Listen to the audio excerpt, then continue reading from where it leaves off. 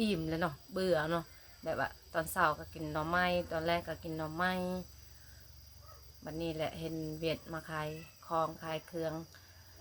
ขายของกินก็เลยติดหนี้นะและมันเมียนชีเนาะที่ถามเฮามา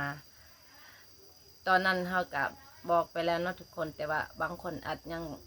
งบ่ทันฮู้แบบว่าตัวตนของเฮาเนาะหรือว่าครอบครัวของเฮานะเดี๋ยวเฮาสิมาบอกอีกทุกคนเลย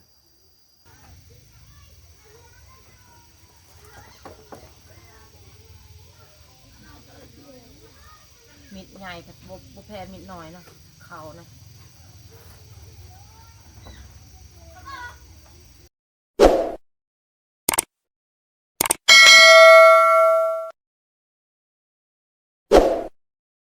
สบายดีและสวัสดีเด้อเบิดทุกคนมาพอกันยามแรงๆทุกคนเลยเนาะตอนนี้ก็กำลังสิเฮ็ดกินทุกคนตอนแรงมากะเฮ็ดกินเนาะทุกคนเฮ็ดกินกับบ่มีหยังทุกคนเฮ็ดกินนั่นสิแกงปลาเนาะเวียดมาขายอยู่ในหมู่บ้านนี่แหละเนาะแต่ว่าเฮาบ่ได้ซื้อดอกเฮาติดหนี้เอาเนาะเวียดก็ใจดีทุกคนเลยให้ยืมเนาะตอนเฮาบ่มีนะถ้าเฮาอยากยืมอีหยังเพิ่นก็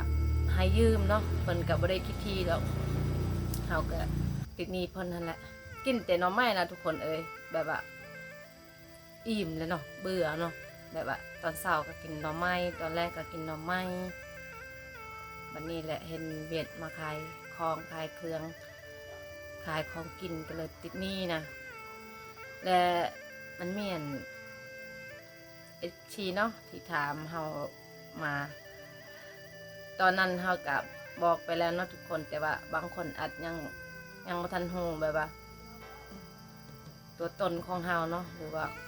ครอบครัวของเฮานะเดี๋ยวเฮาสิมาบอกอีกทุกคนเลยครอบครัวของเฮาก็มีทั้งหมด5คนเนาะมีพ่อมีแม่และก็น้องชายและก็พี่สาวคือพ่อแม่เฮากับแม่เฮาก็น่าจะได้แล้วอายุประมาณ50นี่แหละหรือว่า40ปลายปีเนาะพอเฮาก็คือกันน่าจะได้50ปีหรือว่า60ปีนี่แหละเนาะพ่อแม่เฮาก็เฒ่าแล้วทุกคนเลยพอเฮาก็แบบว่าบ่ค่อยสบายปานใดเนาะสุขภาพก็บ่ค่อยได้แข็งแรงนะเพราะว่าพอเฮาหันความจำบ่ค่อยดีเนาะเพิ่นตายแล้วก็ฟื้นอีกนะเนาะ2 เทื่อตายแล้วก็ฟื้นเฮ็ดให้ความจำเราบ่ค่อยดีนะส่วนน้องชายเฮาก็แบบว่าแก้มบวมเนาะบวมใหญ่แบบนี้แหละทุกคนใหญ่ดีนะน้องชายเฮาก็สุขภาพก็บ่ค่อยดีแหละเนาะบ่ค่อยแข็งแรงน้องชายเฮาก็น่าจะได้แล้วประมาณอายุประมาณ14ปีหรือว่า13ปีนี่แหละเนาะส่วนอันพี่สาวเฮาก็เอาผัวเนาะเอาผัวแล้วไปอยู่เฮือนผัวพุ่นแหละบ่ได้อยู่นำเฮาตอนนี้ก็ยังอยู่4 คนเนาะทั้งหมดก็มีแต่5 คนนั่นแหละแต่ว่าพี่สาวเฮาเอาผัวแล้วไปอยู่เฮือนผัวแล้วก็ยังแต่4 คนครอบครัวก็สำนี้แหละทุกคน อาชีพหลักของเฮาก็คือการเฮ็ดไร่เฮ็ดสวนนั่นแหละแต่ว่าปีนี้เฮาบ่ได้ปลูกแล้วมันต้นทุกคนเลยเฮามีแต่เฮาเฮ็ดไร่เนาะเฮ็ดไร่ปลูกข้าวและเฮ็ดทั้งน้ำพ่อน้ำแม่แหละเนาะมันต้นเฮาบ่ปลูกแล้วปีกายนี่เฮายังปลูกเนาะขายแล้วก็บ่ปลูกแล้วเพราะว่าเฮาเป็นผู้หญิงเนาะเป็นผู้หญิงแหละบัดนี้เหือแห้งของเฮาก็มันบ่เพียงพอนะเนาะการนั้นปลูกมันต้นนะมันบ่แม่นง่ายทุกคนเลยเฮาแบบว่าเอาแห้งเขาเจ้าเนาะเอาขึ้นรถนี่ถ้าว่ากลนแล้วก็เอาขึ้นรถเนาะแล้วบัดนี้เฮารู้สึกว่าเฮาเมื่อยเฮาแบบว่าเฮาเมื่อยเฮาก็เลยบ่ปลูกอีกนะถ้าให้น้องชายเฮาใหญ่ก่อนจังสิปลูกทุกคนถึงว่าถ้าน้องชายใหญ่ก็จะเป็นอะไรทุกคนเลยเพราะว่าน้องชายเฮาก็สุขภาพบ่ค่อยแข็งแรงเนาะมีแต่เฮานี่แหละที่ว่าช่วยเหลือพ่อแม่นะเฮ็ดเวียกเฮ็ดงานเนาะปลูกมันต้นปีนี้ก็มีแต่เฮานี่แหละที่ว่าเฮ็ดหนักนะวันนี้เฮาเมื่อยเฮาก็เลยว่าพักผ่อนขายก็มันบ่ค่อยได้รายดอกเนาะคือปีนี้ได้แต่7 ล้านเฮ็ดหมดปีนะ มันต้นลงเนาะมันต้นบ่มีราคาปีนี้นะอันนี้เลย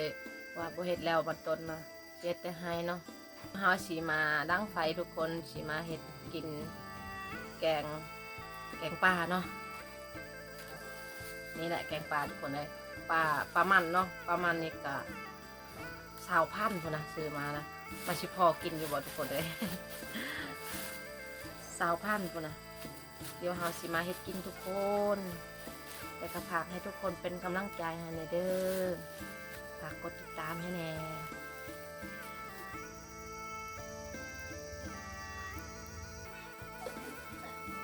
เดี๋ยวเฮาสิมาเอาออกขี้ปลาทุกคนคนก็เศร้าตกแล้วแต่ว่ายังมืดขึ้นเนาะเสาผัดกีเราสิพอกินอยู่บ่ทุกคนที่คนกินเลยปลามันเนาะ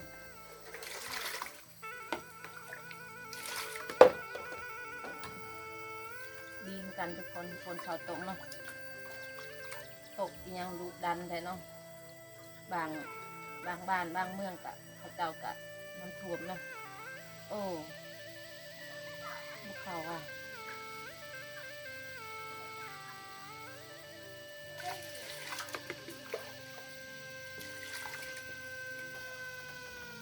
มีดนั้นมันบกเข้าทุกคนเลยใส่มิดน้อยแหละเขา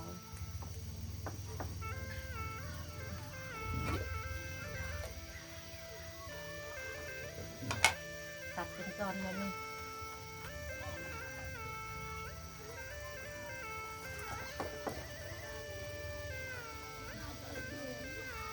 มิดใหญ่กับบุแพมิดน้อยเนาะเขาเนาะ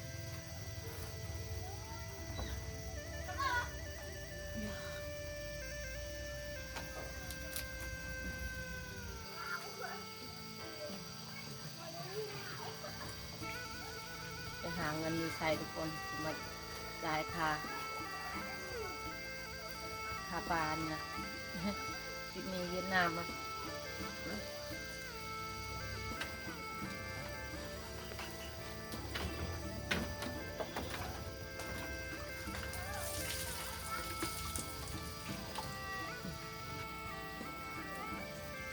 ซื้อไข่เนาะ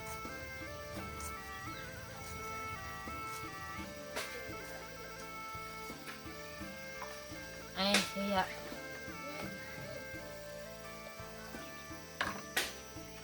จะใส่หัวผักหอม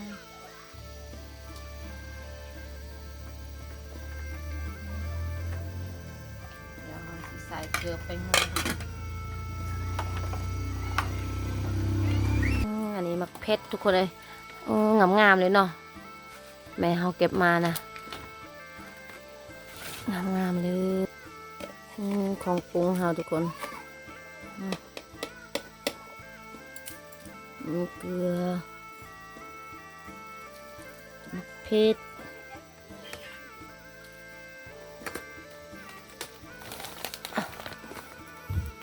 นี่นะแป้งนัว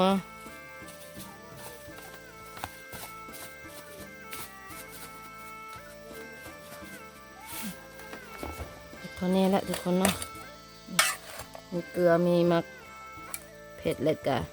มีหัวชินไข่หัวหอมนี่แหละนะเอาก็ใส่น้ำหน่อยหนึ่งอย่าน้ำมันแห้ง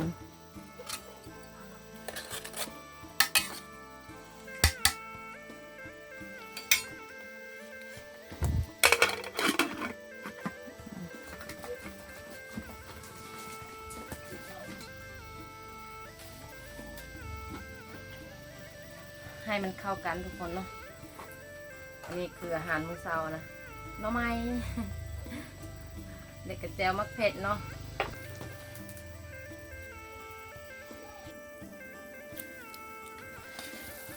ว้าวนี่ทุกคนขัวปลามันนี่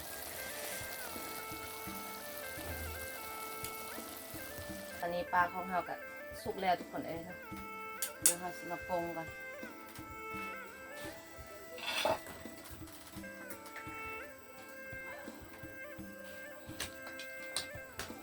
เสร็จมานึ่งเขาต่อนะ